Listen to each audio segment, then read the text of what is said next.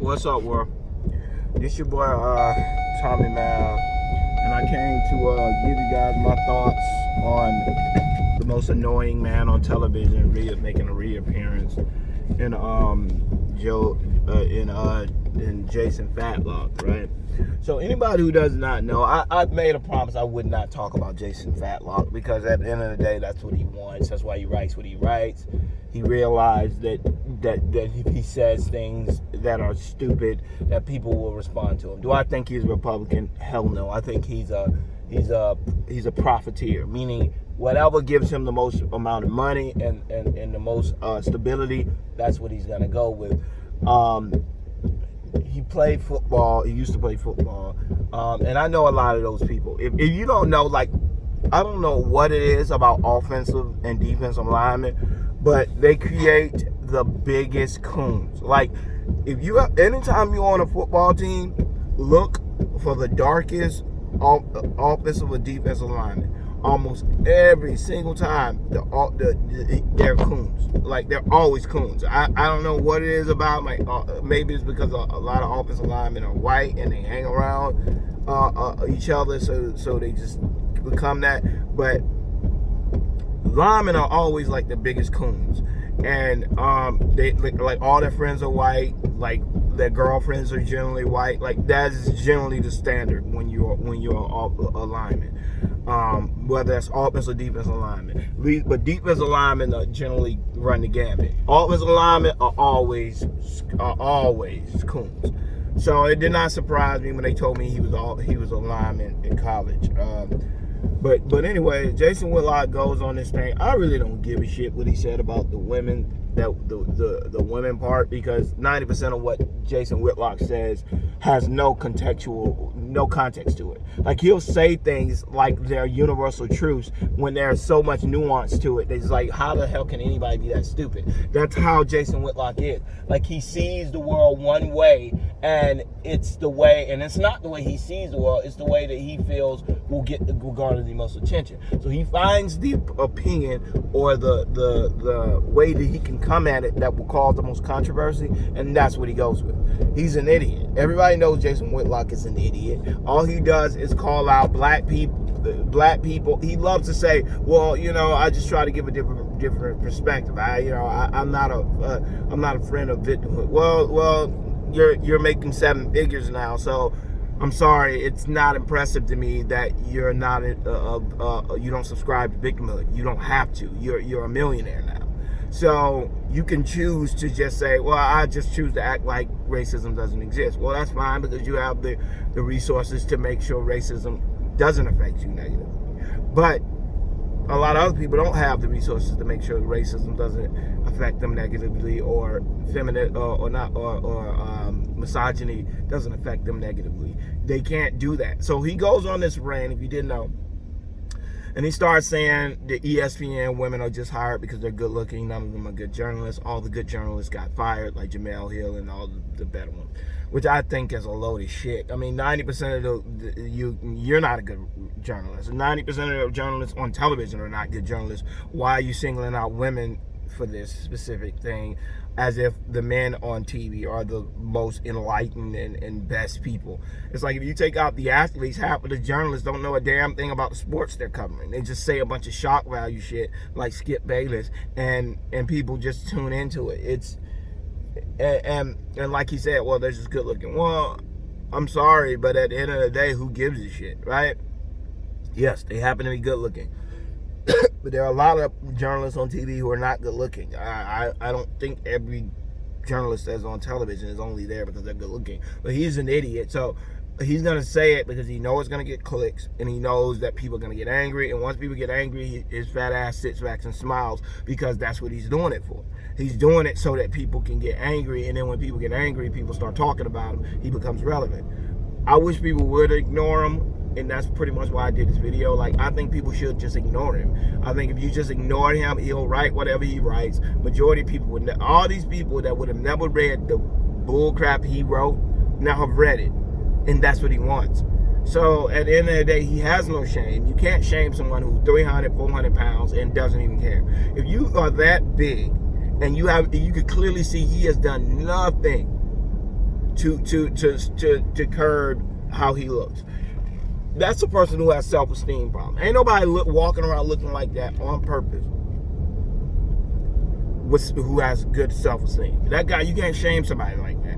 He has no shame. So trying to shame someone who walks around that fat yet still thinks they're cool wearing a fedora and all that other stuff, like he's realized he can get all that, he can get everything he wants without ever really doing anything but being a troll, and that's what he does. 90% of these guys are trolls, both left and right. You know, and I think he's doing this because that whole Ruth Gators Greensburg, whatever her name is, just died. And I'm sorry, they keep saying she was the champion for women's rights. I'm sorry, I don't see that, because you fought for contraceptives and abortion. You're an icon to women's rights. Like, how sad is that you're an icon for women's rights? You know what I'm saying? It's like damn, y'all got some shitty icons. Like, what? Because she fought against Roe v. Wade. Well, I'm sorry. You can't get angry at people who do not find the value in the fact that the only shit you ever did was fight for people for the opportunity to kill what some people think are babies. And I know what people are gonna say. Well, they're not babies. Well, that's your opinion. But at the end of the day, I think they are babies. And if I think they are babies, you have no right to tell me I can't think that they're babies. And you can't say scientifically that they're not babies because you have nothing to back that up. I have to subscribe to what you believe. Oh, well, you know, they're just a clump of cells. Well, until the day we die, we're just a clump of cells.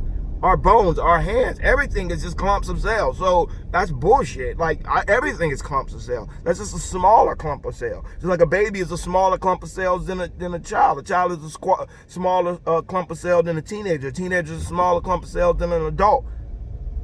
So at the end of the day, that is retarded. We're all just clumps of cells. That's just some BS reason you can use to kill something because you do that. And other thing, they say, well, what if I got raped? They love using the what if I got raped. And it's BS. It's like 1 point. It's like less than 1% of the reported rate abortions are associated with rape. And the vast majority of people who are raped have their children. So have the child. So it does not even make a lot of sense why that happens the way it happens. They love using that though. So I mean, just not to get off track, but I don't really get the RBG, whatever the hell their name is. I'm sorry, God rest her soul. You know what I'm saying? Hopefully she was saved. Hopefully she's in heaven right now. I don't know anything about the lady. So I'm not on here to trash the lady, but when I'm looking around for what you've done, and the only thing people keep saying is she was a hard fighter for Roe v. Wade and contraceptive, and women getting contraceptives. I'm like, I'm sorry, if you're a Christian, I'm sorry, you have to respect other people's belief. And as a Christian, do you expect me to see that as something that is in high regards, that she fought for abortion and for women to have protected sex? I'm sorry, that doesn't ring the bell for me. I don't see what makes you valuable. You know what I'm saying? She was a champion for women's rights. That's a good way of saying that she wanted women to be slutty, make a bunch of dumb decisions. So I'm sorry, she probably has led to a lot of latchkey kids and a bunch of other bad stuff like death and destruction and everything else with with this whole thing about free sex and free love. I mean, it has created all types of diseases and everything else. But like I said before, so I know that's why he did it. He did it because of this whole RBG thing, and they're pushing out this thing about conservatives. Oh, they said this back in 2016, but they conveniently left out. What was your thoughts on it when they did it in 2016? It's like, and I'm not, like I said, I'm not Republican or Democrat. I'm just a human being. And so when I hear them say stuff like look at what the Republicans said in 2016 about this, and look what they're saying now. You conveniently left out what you said in 2016 when Barack Obama was doing it. Because I'm pretty sure you were for it then, now you're against it now. So aren't you doing the same thing? Because if they were arguing against somebody, right? They had to be arguing against somebody. So They were arguing against somebody in 2016 when they were making those arguments. So who were they arguing against? Because conveniently, those people have stuck their head in the sand, and all we keep hearing is reruns of the Republicans saying that they wouldn't do it. Yes, they're hypocrites. We all know they're hypocrites, and we all know you're hypocrites. But the truth about it is, the reason why people on the right choose to not believe anything you guys have to say is because you run on loops every mistake the Republicans make. And you never talk about the mistakes the Democrats made unless it is something pertaining to them disrespecting the media. And then at the end of the day, how I feel is we're screwed either way. So, you know what I'm saying? So all this stuff about them feeling the seats and all this, that's probably why Jason Whitlock did it. He tested the water, saw that there was a big discussion going on surrounding women, and he put out his horrendous take like he always does. He doesn't have how he got a job is kissing ass and being a coon. That's how he got a job. Nobody can't tell me that's why people, when you want to ask black people why they think America is racist and why anti-black is always more profitable than being pro-black, because all these racists want to stay screaming that black people are protected when they're not. When you are a racist like Jason Whitlock, you have no problem finding jobs. When you are for black people, when you speak out for black people, you end up finding it real hard to find a job. Jason Whitlock does not find it hard to find a job. He got fired from ESPN, went here, went fired from there, went there. So he no matter what happened, there's always going to be a place for a coon, because there are a bunch of white people who want to say the things that Jason Whitlock says and can't. So they hire him, feed him a bunch of bullshit to say. He has no respect or dignity for himself, so he's gonna say it. And when he says it, they look around saying, "See, even they say it." So Jason Whitlock is the lowest of the scumbag low. You know what I'm saying? I don't know why people act surprised when he does dumb shit. Like, that's what he's there for. He's clear. He literally only does it when he knows it's gonna get shot. It's going to cause dissension. He knows. When he knows anger is going to be involved, that's when he throws his bullshit takes out. They're never good takes, never have anything to do with fact-checking or cross-referencing. He just says dumb shit, right? Anybody who's dumb enough to believe that a woman has it easier to get a job in sports than a man, you're a fucking idiot. You shouldn't even be talking.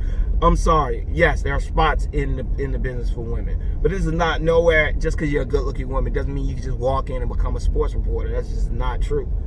You know what I'm saying? If you know sports and are pretty, does it help? Hell yeah, it helps. If you're a man and know sports and are good looking, it helps. So I don't think it gives women a leg up. This is my opinion, but I don't think it gives women a leg up. And once they're on air, I think it's a lot harder. It's like, I just saw something the other day and it blew me away. Like, Doris Burke is one of the most knowledgeable sports writers in sports announcers I've ever seen. That lady is so good at breaking down the game for novices who don't understand basketball. She knows how to speak, and it's not that she's the most knowledgeable, because obviously you got people like Reggie Miller, you know what I'm saying, Mark Jackson, Jeff Van Gundy, Stan Van Gundy, and Chris Webber. All these guys who come in who I think, you know what I'm saying, who play basketball, who are also very informative. But I think they speak a lot of times where someone like me will understand it, someone who understands basketball will get what they're saying. But a person who does not understand basketball, they don't understand what they're saying a lot of times. They don't get when they say, you know, I don't know why he did this on this play or did that. They speak with the understanding that people know what they're talking about. Doris Burke, on the other hand, she has a knack for speaking laymanly. Like, she speaks about basketball, but she does it so well that she does it quick without over explaining, but by the same token she does it in a way that it keeps you involved in the action. I think she's one of the best people at doing it. So I look online, they say Doris Burke got the nod to be the analyst in the finals, and all these people are like, oh, I always mute her. I'm like, what? You mute her? I'm like, the men, you know, you stand, especially Mark Jackson, Stan Van Gundy, and Jeff Van Gundy. It's almost impossible to see them and not see their bias. Like, they speak with bias. Doris Burke, 90% of the time, Doris Burke, you have no idea who she's rooting for, because she's so good at being stoic and stating opinions without making it obvious who she's rooting for. She never lets you know. Like, she's generic. You never know who she's rooting for. She's just there to inform the viewers, what most of the analysts are supposed to do, yet never do. Their biases always come through when they're talking about the refs and all that other stuff. And Doris Burke, to me, was amazing. And so, no, it doesn't surprise me what he said, because there's a lot of idiots, and they're talking about they didn't want Doris Burke to do the final. It's just idiot. But anyways, I just wanted to say that real quick, y'all. All right, y'all. Peace.